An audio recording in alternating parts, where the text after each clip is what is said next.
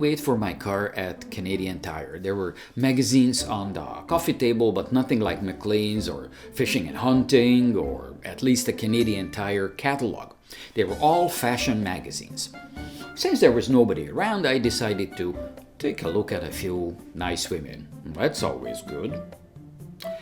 Boy, was I in for a great surprise. About a quarter of the Canadian edition of the Elle magazine showed feminized biological males, and the rest of the picture spreads had skinny, androgynous female models. They all looked angry and unhappy.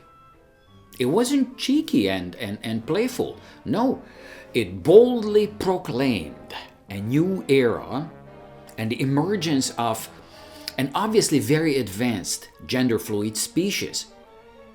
It was saturated with radical ideology.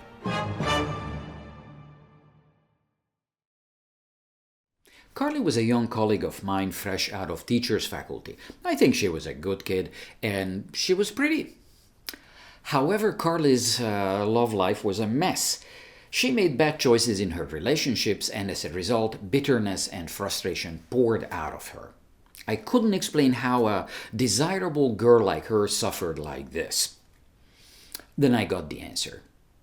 As we were sitting in the staff room at afternoon recess, I told her about the Elle magazine at Canadian Tire.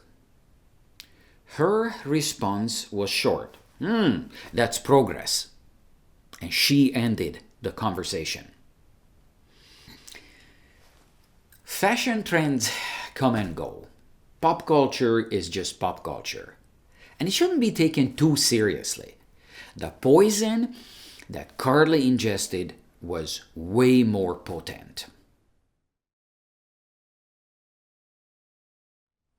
Anything can be labeled as progress. Jew hunter Colonel Landa was very efficient in creating a better, cleaner, socially engineered Europe. His progress in this area was Shoshana's Holocaust. Did they call you the Jew hunter? Precisely. I understand your trepidation in repeating it. Heydrich apparently hates the moniker the good people of Prague have bestowed on him. Actually, why he would hate the name the hangman's baffling to me. It would appear he's done everything in his power to earn it. But I, on the other hand, love my unofficial title, precisely because I've earned it.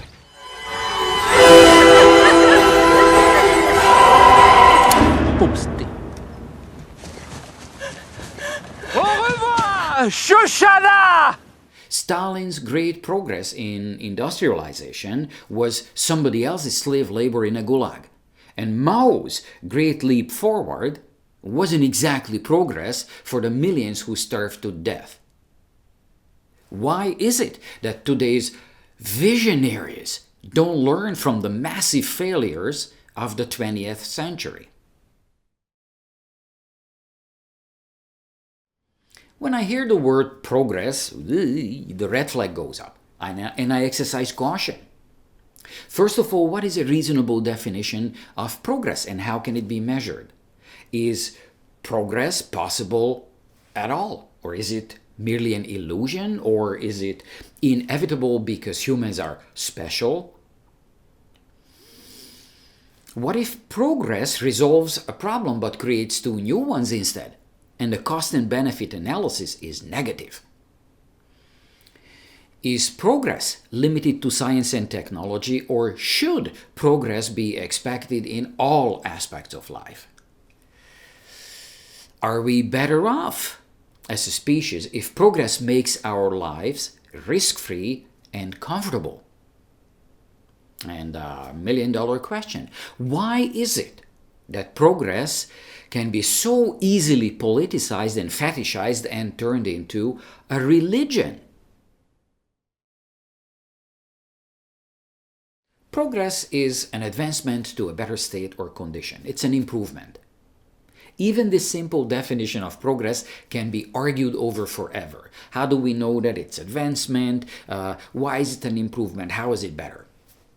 When I got pneumonia back then, I was treated with crude antibiotics and I had to inhale chamomile tea steam. I suffered for 3 weeks before I got better. A few years ago, I had pneumonia and I didn't even have to miss work. With today's inhalers, it's a piece of cake. Now, this is an obvious and practical improvement, and it's not an illusion. And this is how it has been forever. Slow and incremental progress happens as people recognize the utility of new things and methods. Wikipedia lists 17 indices that can be used to measure progress. The most well-known of these is the Human Development Index. However, it's only good for the quantifiable and measurable things. The thinkers of the Enlightenment were very enthusiastic about progress, maybe a bit too much. Nietzsche says, whoa, hold your horses. Human progress is not linear, it's not a triumphant march, it's rather a complicated back and forth. The pursuit of comfort and security create problems for people. They soften up and they get a little bit screwed up in the head. Modern society promotes mediocrity by valuing conformity over individuality. In a culture like this, the blind follow the blind and the stupids make each other stupider. Average individuals dominate due to their sheer numbers, and the human potential stagnates. Oh, and how convenient. Sheep people also tend to be mindless consumers. Nietzsche believes that people need to embrace life's challenges rather than avoiding them. Look at how healthy and resilient the West is now. I think Nietzsche was dead on.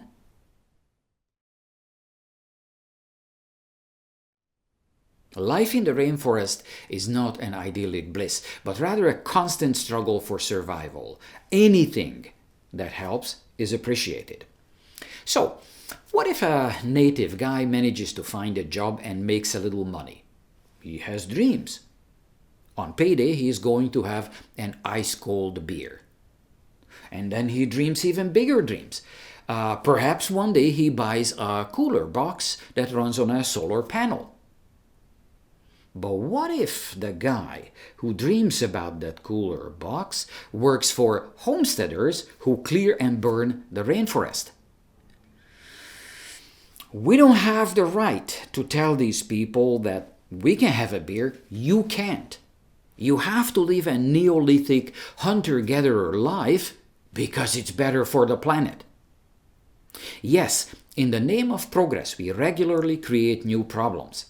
Do we ever resolve things? Doomsayers say never.